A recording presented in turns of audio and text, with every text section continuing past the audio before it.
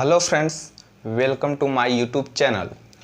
मैं आज आप लोगों को इस वीडियो में लॉगरिथमिक फंक्शन का पार्ट 2 पढ़ाएंगे, जिसमें पार्ट 2 में हम देखेंगे कि इस जो लॉगरिथमिक फंक्शन है उसका ग्राफ कैसे बनता है, उसका डोमेन क्या होता है, उसका रेंज क्या होता है और एक आध दो प्रॉपर्टी है। इसमें भी ये इतना ही चीज़ इसमें कवर करेंगे। जैसा कि मैं पिछले वीडियो में बताया था कि लॉगरिथमिक फंक्शन क्या होता है, उसका इंट्रोडक्शन और उसके परिभाषित होने के लिए उसका क्या क्या कंडीशन है वो, और उसमें प्रॉपर्टी लॉग का देखे थे। और इसमें हम देखेंगे, आइए हम आगे बढ़ते हैं। तो यहाँ पर हमारा लॉग था, logarithmic function log of x with base a, इस प्रकार का लॉग है जिसे लॉगरिथमिक फंक्शन कहते हैं। और यह डिफाइन था x इज ग्रेटर देन 0 के लिए, और a का मान हमेशा ग्रेटर देन 0 होना चाहिए और a का मान 1 के बराबर नहीं होना चाहिए, 1 के बराबर। अर्थात उसको इस प्रकार से भी लिख सकते हैं, 0 से 1, 1 को छोड़ने के बाद ओपन इंटरवल, ऐसे का मतलब 1 को छोड़ दिया गया, और फिर 1 से इन्फिनिटी, इसमें भी 1 नहीं लिया गया है। इतना या इतना, ए का मान इतने इतने में से होना चाहिए। अब इसको हम दो पार्टों में इसका ग्राफ देखेंगे। जब x इज ग्रेटर देन 0 और a का मान 0 to 1 में हो, दूसरा में x इज ग्रेटर देन 0 और a का मान 1 से इन्फिनिटी में हो। तो इस प्रकार से दो पार्ट में हम ग्राफ देखेंगे। तो पहले में हम इस प्रकार से देखेंगे, x इज ग्रेटर देन 0 और a बिलोंग टू 0 to 1। जब इस प्रकार का रहेगा तो इसमें डिक्रीजिंग ग्राफ आता है, इस प्रकार से माइनस इन्फिनिटी से चलेंगे ऐसे। यह यहाँ पर 1,0 पर काटेगा x अक्ष को, इस प्रकार से है इसका ग्राफ। डिक्रीज कर रहा है, x का मान बढ़ने के साथ साथ y का मान डिक्रीज। और जब x इज ग्रेटर देन 0 और a belong to 1 to infinity, तो इसमें इंक्रीज करेगा इस प्रकार से। यह भी 1,0 पर ही y का मान 0 देगा। यह माइनस इन्फिनिटी से टेंड कर रहा है, माइनस इन्फिनिटी। हम अब देखेंगे कि इसमें इनइक्वलिटी जो है किस प्रकार से फॉलो होता है। तो इस वाले में पहले देखेंगे, यदि x1 is greater than x2 है तो इसमें इनइक्वलिटी किस प्रकार से, यदि log ले लिया जाए दोनों का, log of x base A, base दोनों का समान हो, log बेस ए, log x2 बेस ए, दोनों का जब बेस समान वाला log लिया जा रहा है तो इसका इनइक्वलिटी ग्रेटर रहेगा कि लेस हो जाएगा। तो यहाँ पर हम देखेंगे कि लेस हो जाएगा, क्योंकि डिक्रीजिंग ग्राफ है। x का मान बढ़ने पर y का मान घट रहा है। y का मतलब log ऑफ x, जब x बड़ा है, इसमें ग्राफ डिक्रीजिंग का मतलब क्या हुआ, x जब बड़ा है तो log ऑफ x का मान छोटा आएगा। देख पा रहे हैं कि यदि x यहाँ पर बड़ा है तो log ऑफ x 1 जो है कि छोटा आ रहा है।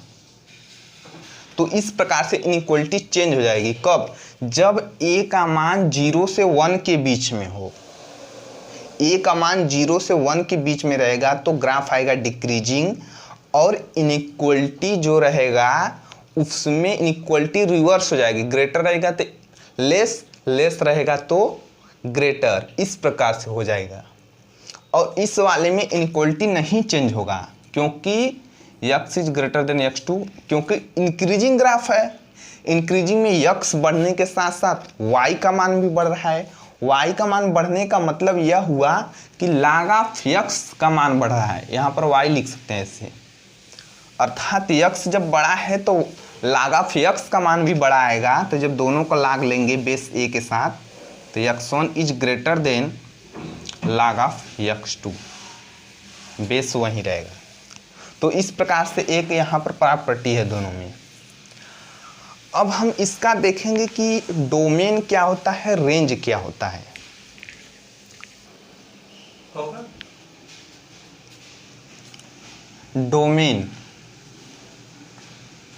डोमेन का मतलब क्या होता है, प्रांत होता है हिंदी में।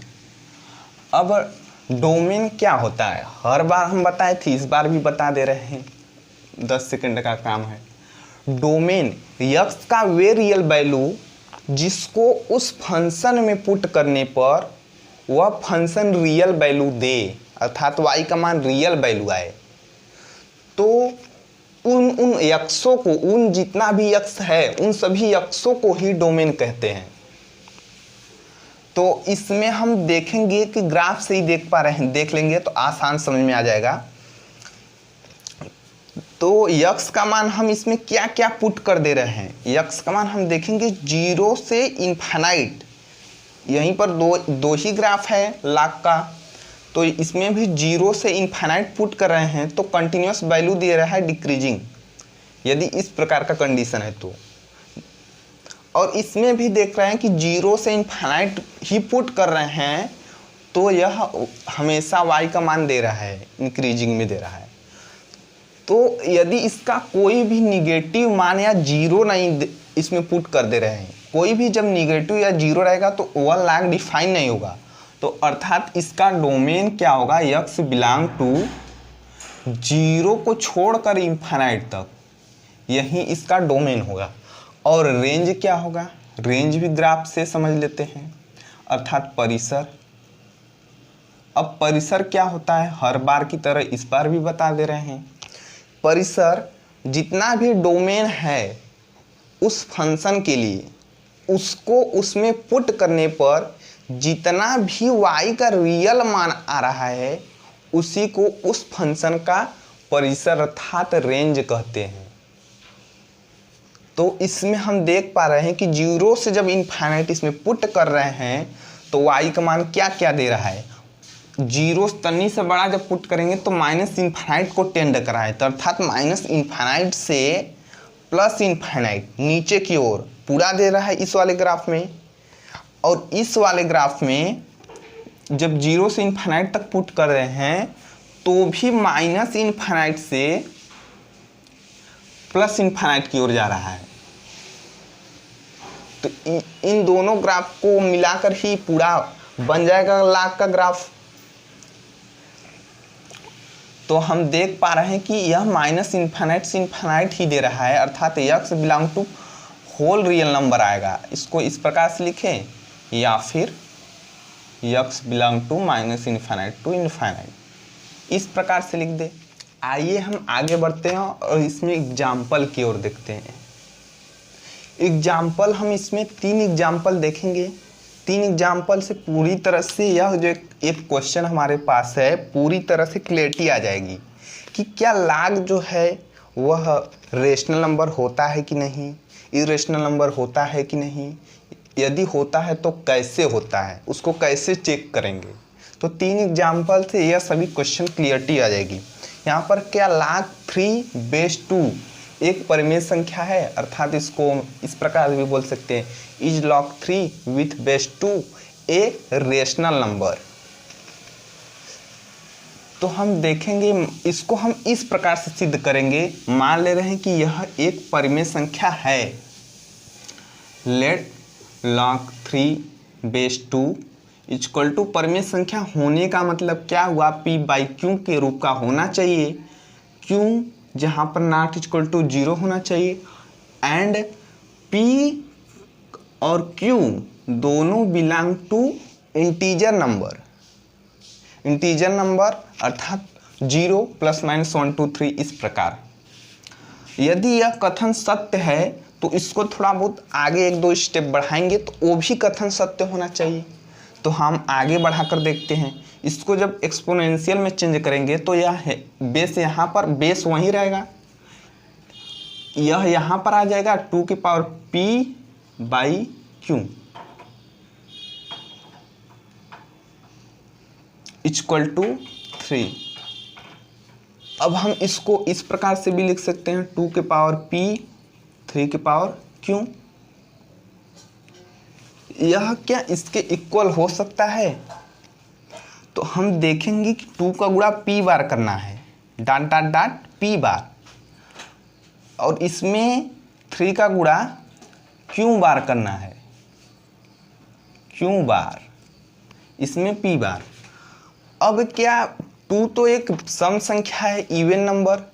इवन नंबर का जब हम मल्टीप्लाई इवन नंबर से ही करेंगे तो हमेशा इवन नंबर आता है। जैसे 2 का गुणा 4 से 8 इवन नंबर। अब 2 का गुणा 2 से इवन गुणे इवन इक्वल टू इवन, अर्थात 4 भी इवन।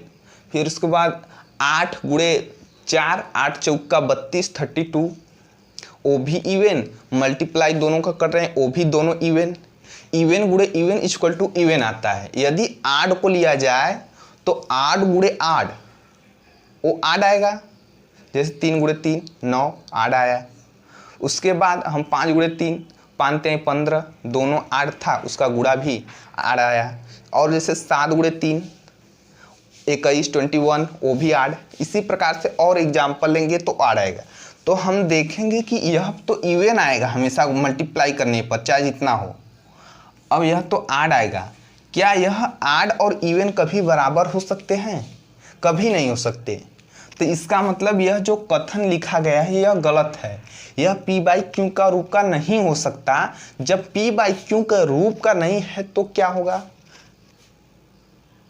p बाई क्यू के अर्थात परिमेय संख्या नहीं है तो क्या होगा? अपरिमेय संख्या होगा, क्योंकि परिमेय प्लस अपरिमेय संख्या मिलाकर ही रियल संख्या बनता है। यदि परिमेय नहीं हुआ तो वह अपरिमेय होगा, यदि अपरिमेय हुआ तो वह परिमेय नहीं होगा, अर्थात दोनों एक साथ एग्जिस्ट नहीं। यह होगा तो वह नहीं, वह होगा तो यह नहीं।